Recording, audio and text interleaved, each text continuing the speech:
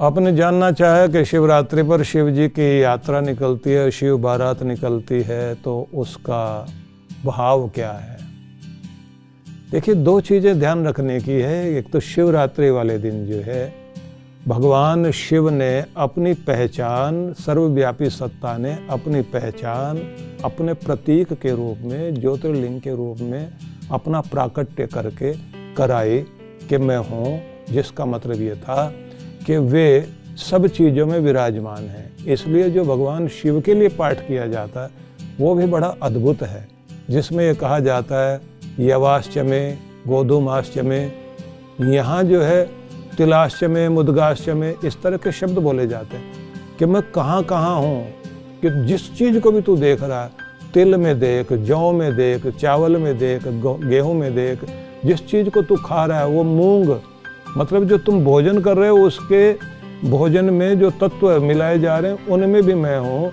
मैं पत्थरों में हूँ, पहाड़ों में हूँ, मैं जल में हूँ, मैं आकाश में हूँ, मैं पूरे संसार में हूँ, अग्नि तत्व में हूँ, आकाश में विराजमान हूँ।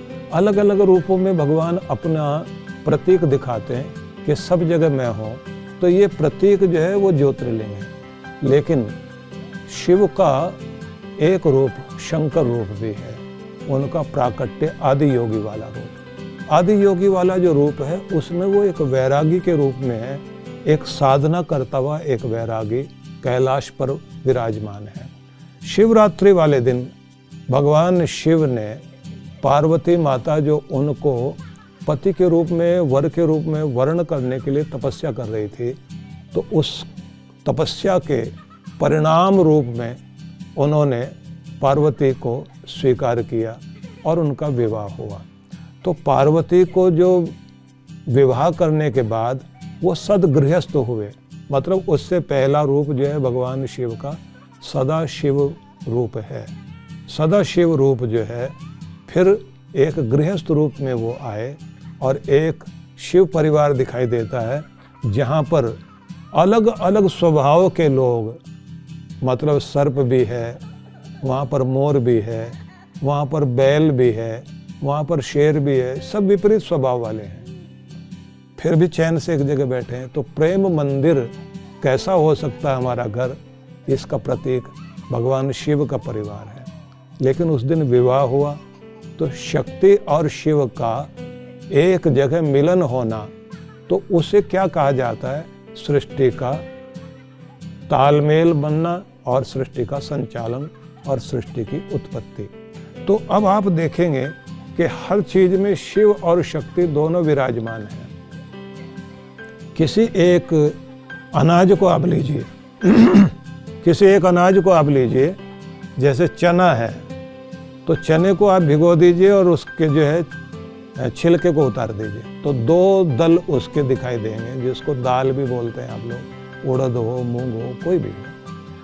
अब अगर उसको आप जमीन में किसी भी चने को, किसी भी बीज को जमीन में आप डाल दें, तो उसमें से दो अंकुर निकलते हैं, एक जड़ बनता है और एक ऊपर आकर तना बनता है।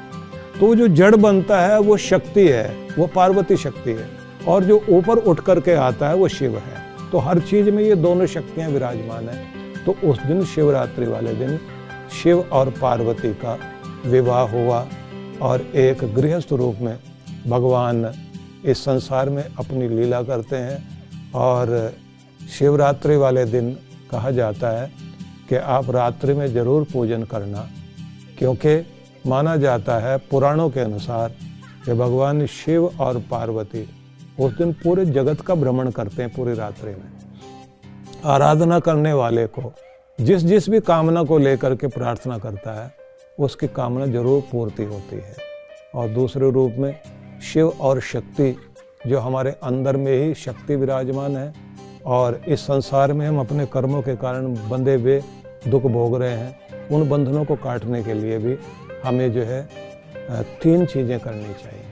उपवास भी करें, साथ में हम जो है पूजा करें भगवान की, तीसरी चीज़ आ जाती है ध्यान करें, और ध्यान के साथ ही आप अपनी मनोकामना पूर्ति के लिए भगवान से निवेदन कर सकते हैं। तो ये शिवरात्रि बहुत महत्वपूर्ण है। और इस दिन भगवान शिव और माँ पार्वती का विवाह और उनकी एकता का और उनकी कृपा संसार को मिल सके, उसके लिए ये दिन है। तो ये बड़ा महत्वपूर्ण दिन है।